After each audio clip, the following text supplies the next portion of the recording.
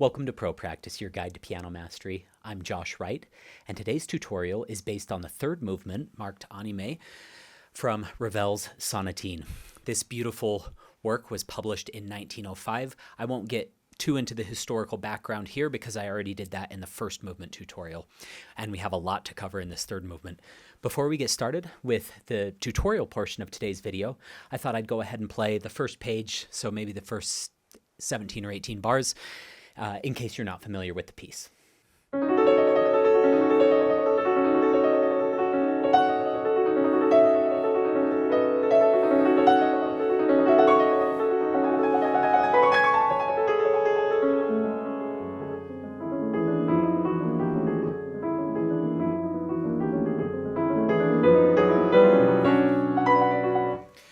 All right, so that gives you a little taste. It's very lively, and then we have these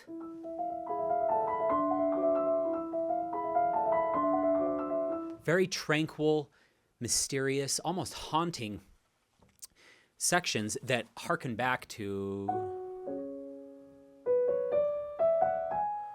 this first movement. And I talked a little bit about that in the first movement tutorial, how we see these themes in a different way come back in this third movement. And I think we want to have that be prevalent and haunting and intriguing to the audience. All right, starting off with a little bit of fingering. I like 3-2 in the left, and then 2-4 in the right, and then I grab with a 2 and a 3 there, kind of double strike because that's going to help me with the accent, and then 3-2, 3-2, 1-4-2. 3-2, 2-4, double strike, and then 3-2, 3-2, 1-4-2. And then in the left hand, in bar 4, it has to do all of it by itself, which is a little bit awkward, but you'll get used to it, especially when you have a really well-voiced right hand.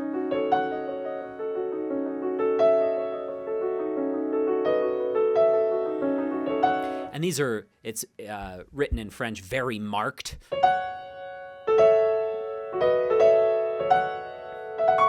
So that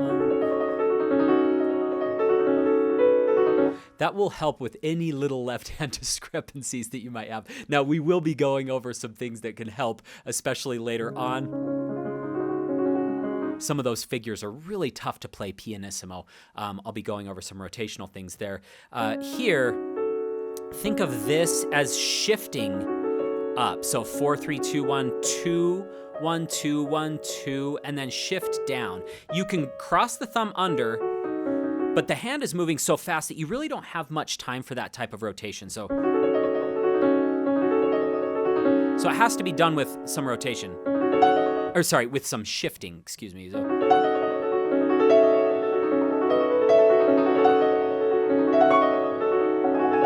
And then this is a fingering that really helped me. I wanted to say a big thanks to Susan Duhlmeyer as well. I played this for about a month ago, and she gave me a lot of insights. And one of the things that I wanted to show each of you was this little fingering change she gave me that really helped with this pretty awkward spot.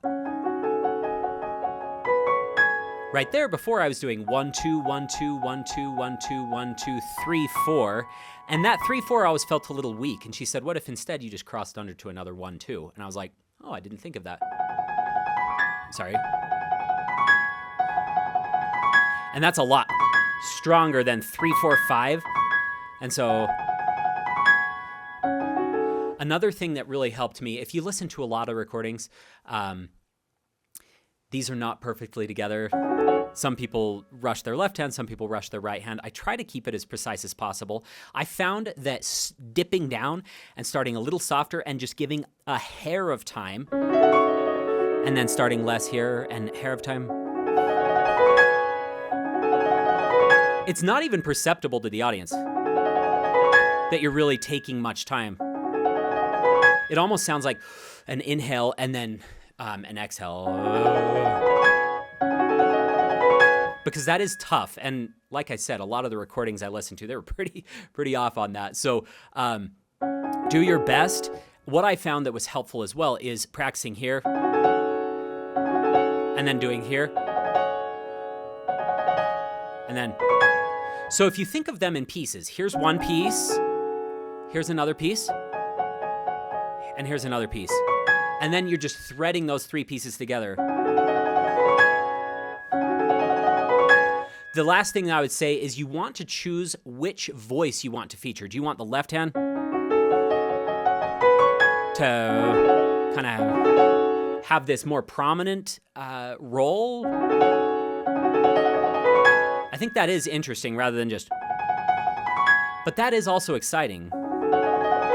I give you all these options not to confuse you or not have any conviction myself, but rather to give you opportunities to explore ideas that you may not have considered or to strengthen the ideas that you have or polarize you against my ideas. So you're like, ugh, I did not like what Josh just did there. I'm going to do it this way. That's the purpose of this tutorial. It's not to be obedient to everything I say or I got to do it the way he says. You can absolutely depart from any of these, but have conviction with what you choose. So there I like, going back to bar 7. Let's try that again.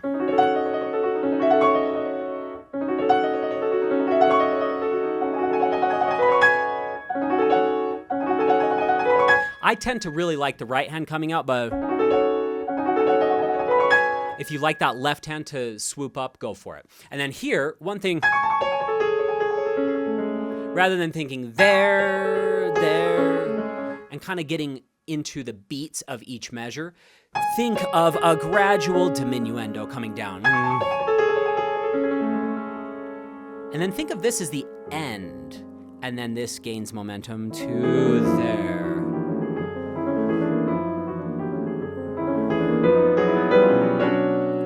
That way, you can dip down a little bit on measure 14 and 15. So here's 12 and 13. I really move to there and then take a little time and then a little bit less, maybe just to mezzo forte to that one. And then I can start even less here and really grow through 16 and 17. And arrive there. One last thing that I wanted to say is on that very marked indication in measure 4, I like a little more finger action rather than, don't get too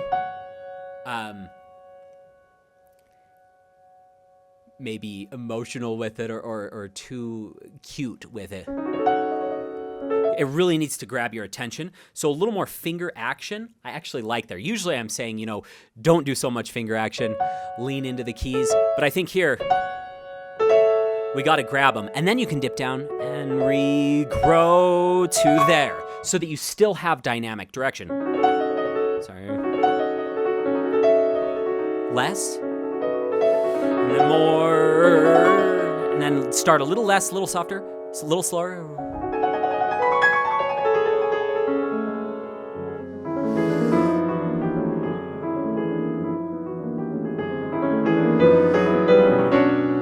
This piece has many repetitious phrases like that. And I have to say, on certain recordings I've listened to, my biggest pet peeve is when people play them almost identically. I think the biggest transgression is this one, which is so beautiful over in bar 40.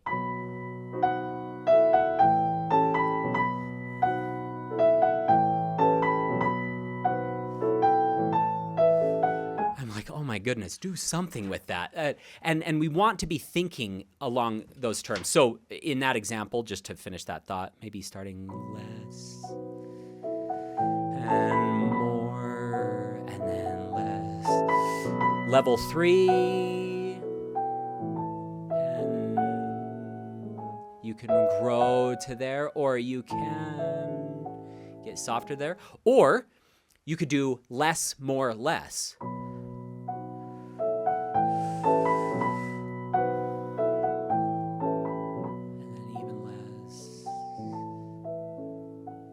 Into there. So those same ideas apply here.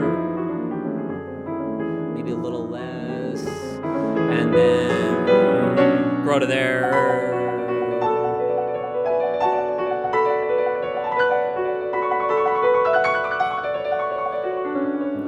think this is probably going to be the hardest thing for most pianists in this piece, is this really lively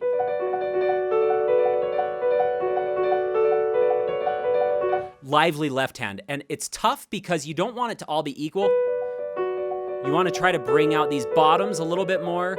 The thing that's really tough for me is that the pattern isn't consistent, because you reach down and you kind of interrupt that pattern in the left hand with right hand melody notes. So doing those little fragments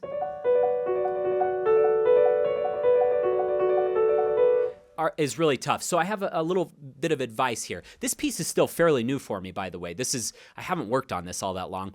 As many of you know, I pump out a lot of these tutorials. I try to get them to a high quality, but I can't, practically speaking, live with these pieces for a year or two, which I'd love to do before each tutorial, and still be able to put out the content that each of you are requesting. So this is still new for me too. So this is an exercise I'm still doing. It's not totally ingrained into me quite yet, to where it's just second nature. I don't have to think about it. I've got to actively think of my rotations here. I find that just a little motion in for those accents is very helpful for me. And then I want to combine kind of a doorknob type rotation there, along with a little bit of a circular motion as well. So we have a little bit of this rotation going on and a little bit of this. And that little pulse in for each of the accents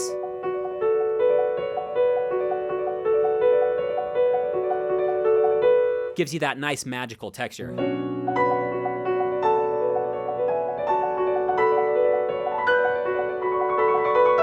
Okay, and same thing there.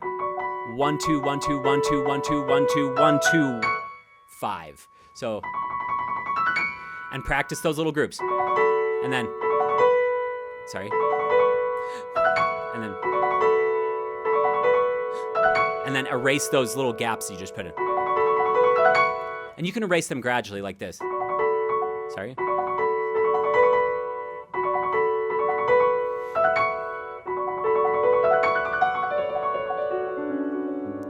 Okay, now this time, what are we going to do differently starting in bar 26?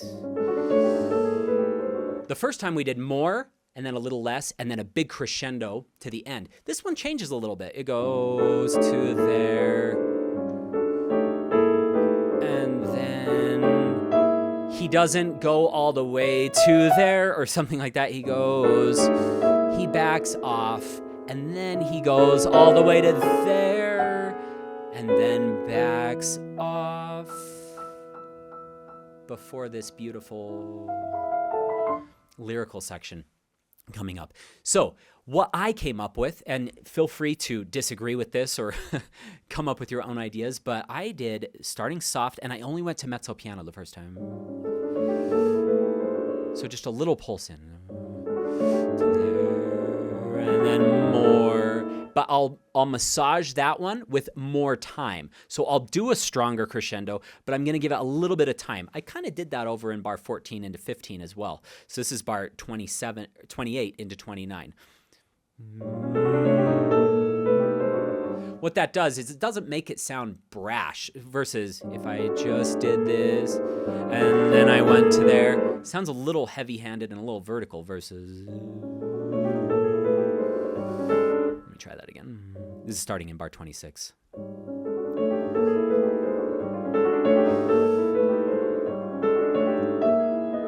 And then what I'll do is I'll kind of do a mezzo forte in there. I'll back off just a little so that this one can start bigger and go all the way to the forte in bar 33.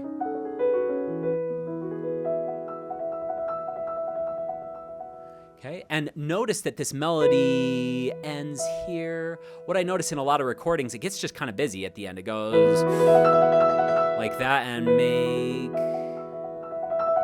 I like to have this resolve, and then this is actually soft. He marks mezzo forte. I would actually start softer, just so that you can hear this without that distracting from your resolution. Be softer, and then you can come up just a little and then die back down.